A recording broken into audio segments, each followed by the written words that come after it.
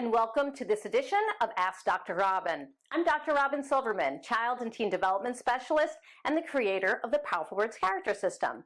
The powerful word of the month is citizenship, and today's letter is from Joe B. in Bangor, Maine, who writes, I would love to see my children get involved with community projects that make a difference, or even global, if that's what they want to do.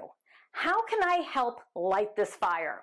Well, thank you, Joe. I think that's wonderful. It's wonderful to get your children involved in activities that make a difference. I remember not too long ago, I was interviewed for a CNN article by Phyllis Fagel about activism, volunteerism, and children. Clearly, this is an area that many people are interested in right now. And it's a good thing because so many areas of our communities and our world need our attention. So here are some things to consider. Number one, help your children find their passion. When you follow your child's interests, it's easier to get them involved in volunteerism. For example, my children picked very specific charities to collect on their birthdays.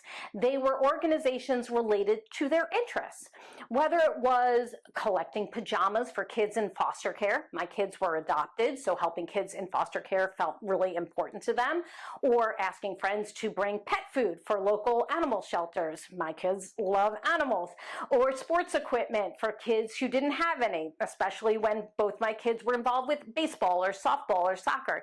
They were motivated to both do the collection and bring the items to those who were in charge.